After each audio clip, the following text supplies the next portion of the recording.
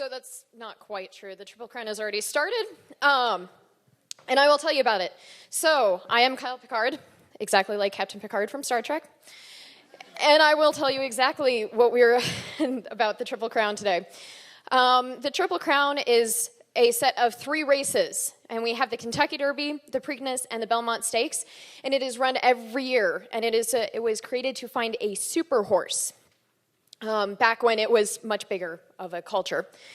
It is, out of the 137 years that it's been run officially, there have only been 11 winners, starting with Sir Barton in 1918, and then concluding with Affirmed in 1978. This is actually the longest drought that we've had since a winner. It is a set of races geared towards colts, male, younger horses, but fillies and geldings are allowed to enter. They typically don't do as well.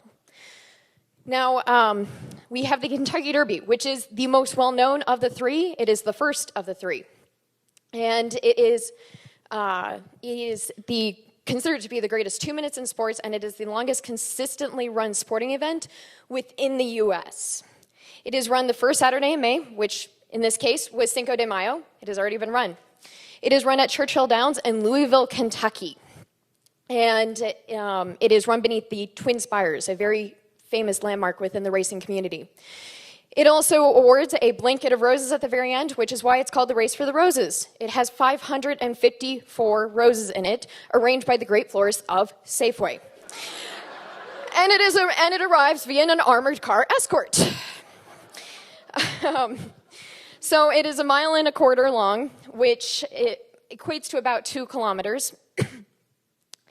It was originally 1.5 miles, but that was changed. It also has its own official drink, which is the mint julep. Now, back in 1875, Aristides won it.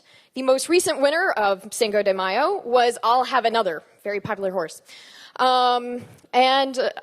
Just to let you know, Secretariat holds the record. The Preakness Stakes is next. That is coming up.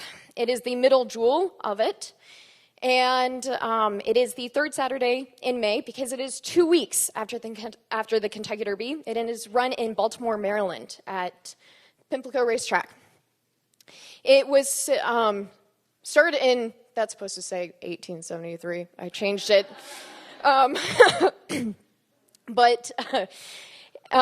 Yeah.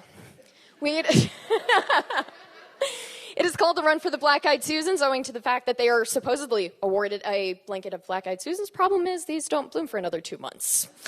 So they use substitutes. Those are not actually the Black-Eyed Susans. However, it does have its own drink called the Black-Eyed Susan. Those do bloom now.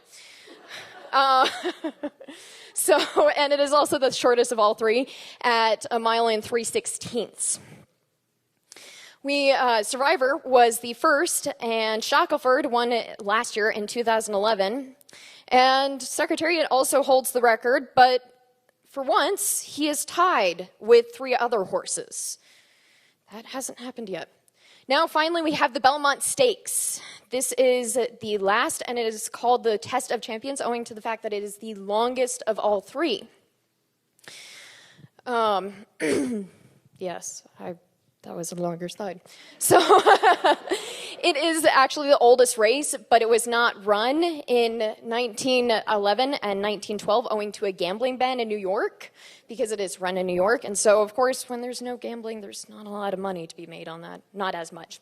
It is called the Run for the Carnations, owing to the fact that the blanket that they award at the very end is made out of white carnations.